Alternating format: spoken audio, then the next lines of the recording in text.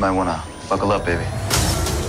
Punch it, I'm Jacob and welcome to Lightspeed. And if there's ever been anything that's divided the Star Wars fanbase, unlike ever before, it's unfortunately the Star Wars sequel trilogy. More specifically, the character of Rey Skywalker. And it's totally fine if someone doesn't like this character, but I personally have found Rey to be extremely compelling since we first met her in The Force Awakens. With her character arc and journey being one about perseverance, courage, and learning what it takes not only to be a Jedi, but to also find yourself in the midst of an ever-changing galaxy. And ultimately and eventually carrying on the legacy of a family that accepted her as their own and to grow beyond something than just blood. Even if said blood technically belongs to a rogue nobody clone of the most evil person in the galaxy, but you get the idea. However, despite Rey having a deep and strong connection to the Force, many have claimed that her being so skilled with both the Force and a lightsaber from the start is kind of unjustified. That we never saw Rey train enough on screen to warrant her being so skilled seemingly from the start of the sequel trilogy in more ways than one. However, this isn't the case in my personal opinion, as I feel like we see Rey grow, learn, train, and develop as a character throughout the entirety of the sequel trilogy. In some ways traditional, and in other ways extremely unconventional, yet still effective. So let's take a look at how Rey trains, grows, and ultimately develops as a character, not just within the films of the sequel trilogy itself, but also in the canon comics and books. With the help of my friend Dan from Star Wars Centralized, who honestly has a lot of amazing posts and videos about Star Wars on both his Twitter and his YouTube channel.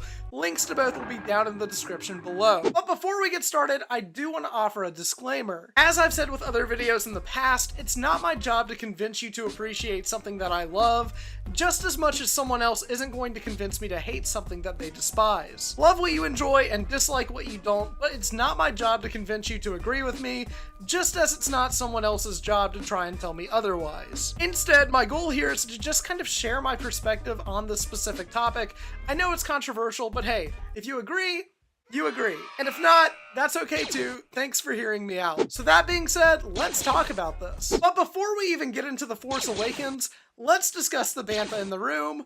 Rey's parents. Nathan, Rey's father, is technically speaking a failed clone of Emperor Palpatine created on Exegol, being the product of, well, you know, dark science, cloning, magic, and secrets only the Sith knew. I mean, there was a reason that they were extracting M counts for Project Necromancer not long after the Clone Wars, seen in The Bad Batch, The Mandalorian, and even briefly mentioned in Ahsoka. By all accounts, her parents were nobodies, but her father's blood being connected both biologically and technologically to Palpatine, it definitely primed Rey to be born strong with the Force. Much like with Luke, and especially with Anakin, considering that he was actually conceived by the Force itself. Which honestly just kind of leads us perfectly into The Force Awakens. Whether she wanted to admit it or not, Rey absolutely has a connection with the Force at the start of the sequel trilogy, resulting in the Skywalker legacy lightsaber calling to her in Maz Kanata's castle, even if she doesn't feel worthy enough to wield it right away. After being left on Jakku, it can be implied that Rey learned a lot of skills through scavenging and trying to survive on her own. Wielding a staff to defend herself from potential threats, as seen when she attacks rival scavengers at the start of the film,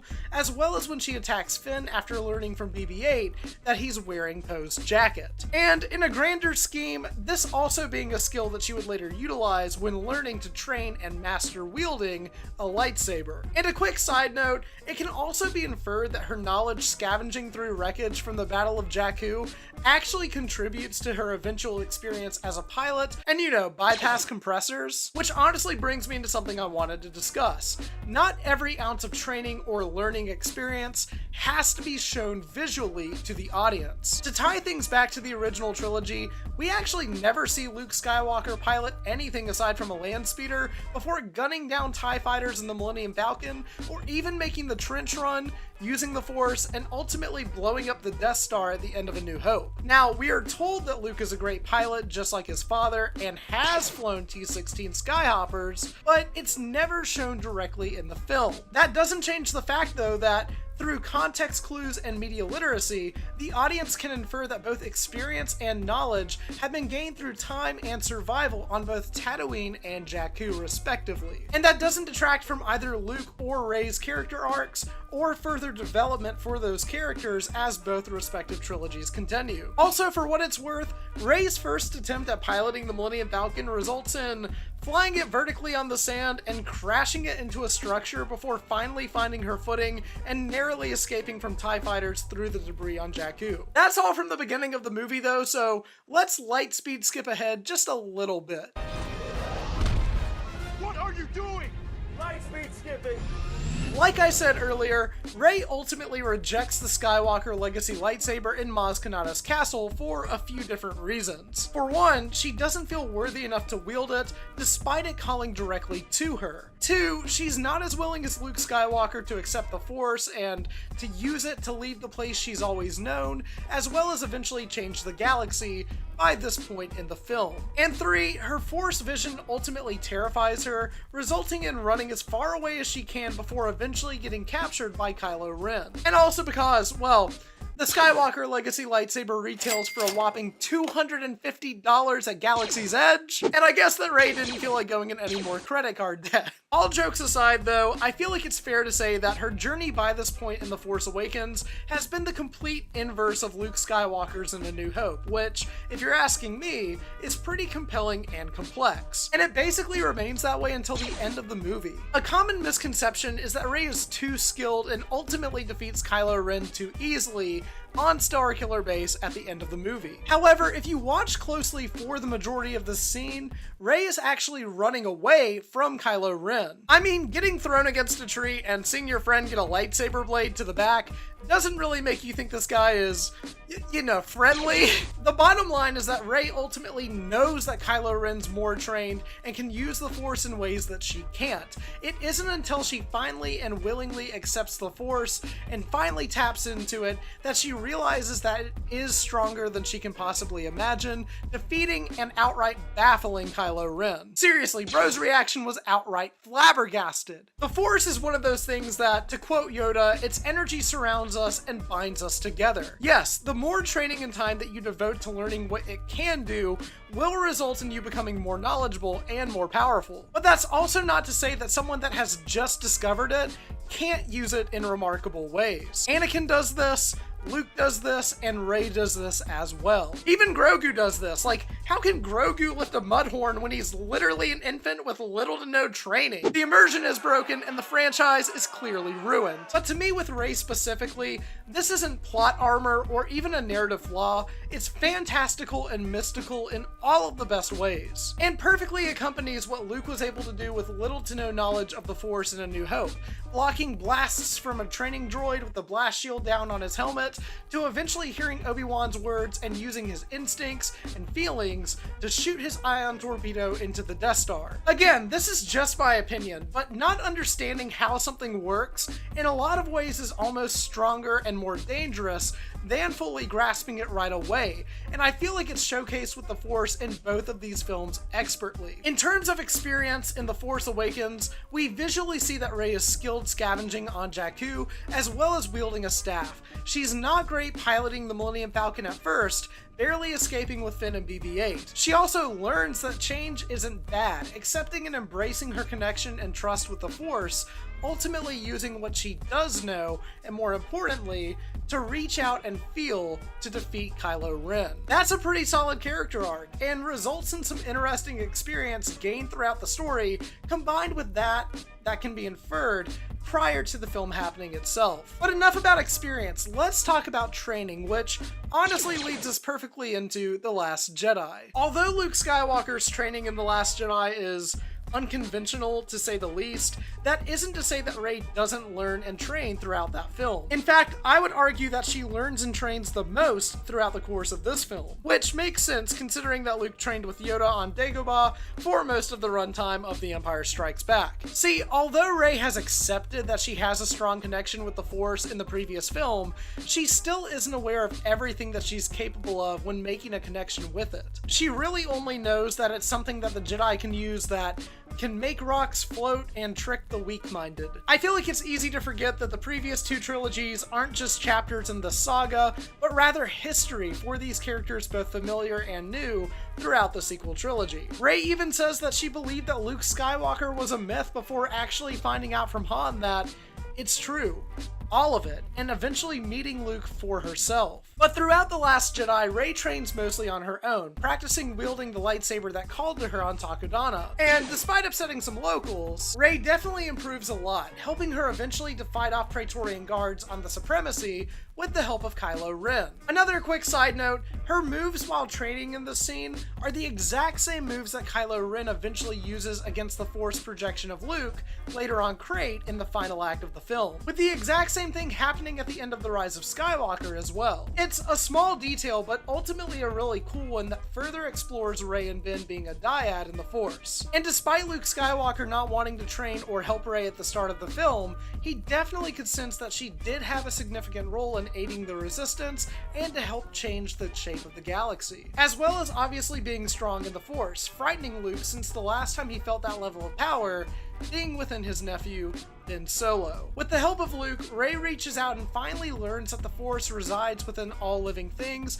even in the darkness, which she unfortunately briefly dives into, both literally and metaphorically. She also learns that the Force doesn't belong to anyone, including the Jedi and the Sith, which, although Luke is depressed and has mostly closed himself off from the Force by this point, it isn't wrong in the slightest. However, I would say that the thing Rey learns most from in this film is exactly the same as Luke, from failure. Yoda's Force Ghost ultimately burns down the Jedi Temple because he knows that Rey has already taken the sacred Jedi text with her, seen on the Millennium Falcon at the end of the film. But much like Luke before the sequel trilogy, and especially in The Empire Strikes Back, her eagerness to jump right back into the fight and save her friends ultimately results in her overconfidence in Kylo Ren's failed redemption. Well, at least for now. And her basic knowledge of the Jedi using the Force to lift rocks ultimately pays off with her doing exactly that to save the Resistance, the Jedi, and the war itself. Through unconventional experiences and training, Rey learns more in this film than ever before, even realizing that although she seemingly doesn't really have a place in this story, ultimately can change the galaxy and continue to grow and develop both personally and as a Jedi. And grows not just in her skills and knowledge, but overall characterization as well. But with Luke gone and the Resistance with fewer resources than ever, let's talk about Rey in The Rise of Skywalker. Remember how I said that the Skywalker legacy lightsaber called to Rey, yet she felt unworthy to wield it? She may have accepted her connection with the Force and learned more skills in the process, but ultimately just still feels unworthy of carrying such a legacy. And the concept of legacies and growing beyond blood is a major theme throughout the entirety of not just The Rise of Skywalker, but the original trilogy and Star Wars as well. When it comes to training, we see that Rey's been training since the very start of the film, if not earlier,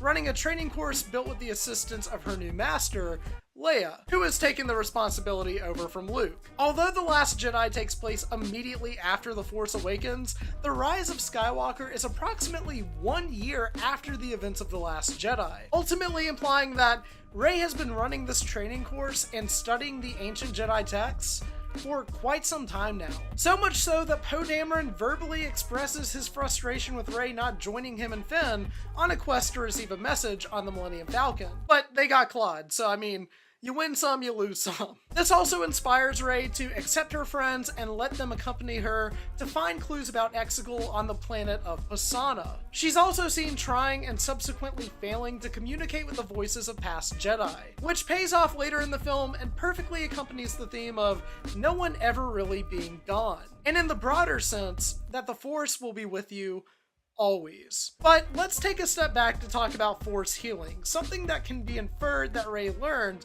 through her study of the ancient Jedi texts found on Ahch-To. And if you don't know what I'm talking about, it's transferring a piece of yourself to heal a piece of someone else. And to save a life takes one selflessly giving up their own. Something that Ben Solo poetically does to let someone else carry on the Skywalker name and legacy, and fulfilling what his grandfather tried to do.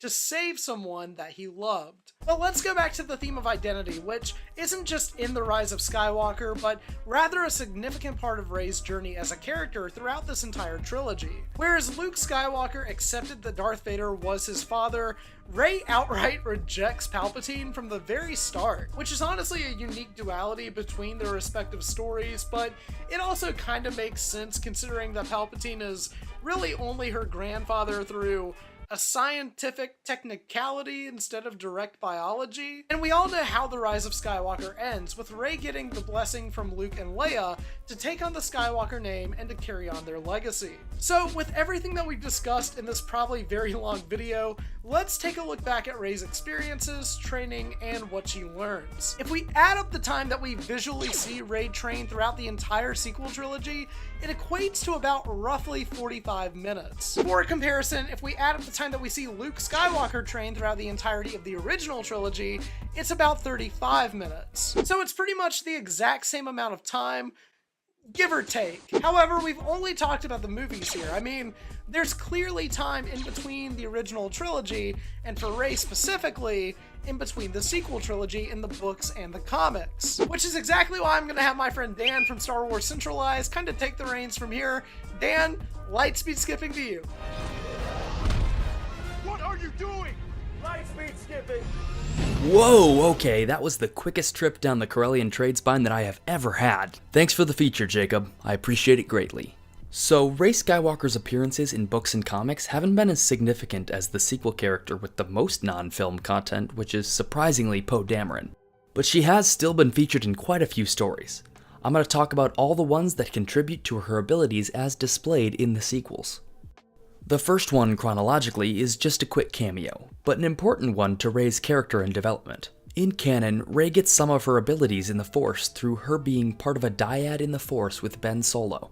And in the final issue of the landmark comic series, The Rise of Kylo Ren, when Ben finally kills Ren, the leader of the Knights of Ren, and finally commits to the dark side, we can actually see Rey feeling this in the Force, on Jakku, as a 13-year-old.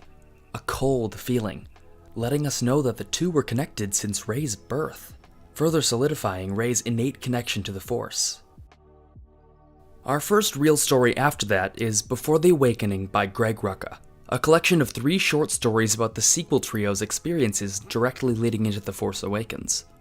In Rey's story, also titled Rey's First Flight, we learn that she has a flight simulator on Jakku, and she has used it to practice in a ton of scenarios. She also works on repairing a 690 light freighter, defends it from the Tito, and even flies it, pretty clearly explaining her abilities and feats in The Force Awakens. Next up we have Better the Devil You Know from IDW's Star Wars Adventures 2017. In this 2-part comic, Rey notices an increase in Unkar Plutt's enforcers on Jakku, which is actually because Unkar has been kidnapped and replaced by a much more ruthless ruler. Rey fights off a ton of his men and swindles them to save Unkar's life. This further explains her intensely good survival skills and hand-to-hand combat abilities. Chronologically next is the Age of Resistance Marvel comic issue following Rey. This story fascinatingly takes place during The Force Awakens, and depicts Rey and Chewie taking a pit stop on their trip to Luke, which is canon by the way. At this pit stop, Rey scavenges to find a missing part to repair the Falcon, and even uses the Force to mind trick a tyrannical slaver there, freeing all the workers. Then, directly after the events of The Last Jedi, comes the book Resistance Reborn by Rebecca Rowanhorse, which follows the 2 immediate missions the Resistance undergoes following their devastating losses in Episode 8. In this book, Rey stays with General Organa on the planet Ryloth, where the Resistance lays low with Organa's allies there. The First Order arrives, and Rey fights alongside Leia, all while receiving a little bit of Force training from her. Next up in the gap between episodes 8 and 9 is the Marvel comic series Star Wars Allegiance, which features Rey doing a whole bunch of training and fighting. Near the Resistance's temporary base on Anowit, Rey fights this huge beast, using both her staff and the Force, and later accompanies the Resistance to Mon Cala to gather support for their movement, where she fights a whole bunch of Quarren First Order loyalists and the huge security droid RK-9. She uses the Force a ton during this time and proves herself to be a very good fighter in lots of situations which could absolutely count as training, though unconventional.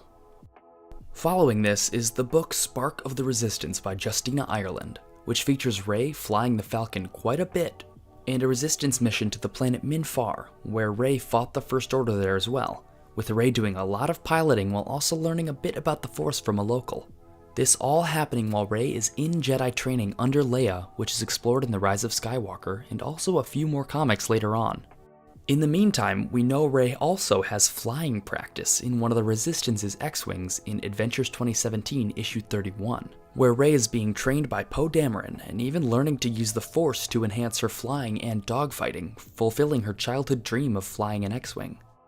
Then, just a side note, as this isn't in a book or comic, in the events of the theme park Galaxy's Edge and the Galactic Star Cruiser, Rey actually duels Kylo Ren again, twice in canon, fleeing from him both times, with each ending in a stalemate. In Star Wars Adventures 2020 issue 1 and 2, Rey is surprised by Finn and Poe on Noexon, where they've built a Jedi training course for her to use. She trains there for a bit before all three are ambushed by pirates and they have to fight their way out. I really love these two issues, by the way. The art is amazing and I highly recommend them. After Noexon, in issues 13 and 14 of that same series, Rey and Co make a pit stop on the planet Choss to repair the Falcon, where she gets a whole bunch of experience running around rooftops and doing a ton of acrobatics, which are definitely enhanced by the Force and are evidence of her Jedi training. You can absolutely tell that she's been training quite a bit with Leia. Then in Dark Horse's Hyperspace Stories 4, Rey takes a trip to Kashyyyk for Life Day with Chewbacca, where she's pursued by yet another bounty hunter. She demonstrates a lot more acrobatics and some Force skills in this issue too. Rey continues to train and develop her skills through all of these comics.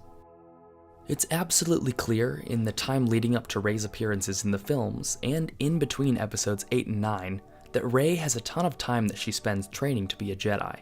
Even more so if you read the novelizations of all three films. Rey is becoming a warrior in her own right based on her own experiences. It's pretty clear to see when you include the expanded universe in this. But it's also important to remember that all of these expanded materials are not meant to replace what we've seen in the films, being later made justifications for inadequate filmmaking or something.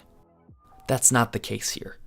These books and comics simply serve to reinforce what's shown in the films, meaning a lot to fans who choose to look this deeply into these characters, and fans who care about this kind of shared multimedia continuity should look to these things as evidence for character traits in other pieces of media. I'm not saying you have to read these comics or read these books to understand or justify these films, but they help, and it is a big universe. We know Star Wars has never been simply what happens on screen, and I think a lot of fans are just unwilling to put the pieces together themselves. Who's the girl? When in reality, a lot of the clues are there in the films to put together Rey's abilities. These books and comics just firmly establish things that were more so assumptions in the film, or things that you had to put together yourself. Anyways, thanks for listening, and I appreciate you joining me on this journey. Back to you, Jacob. Last jump, maybe forever. Hold on!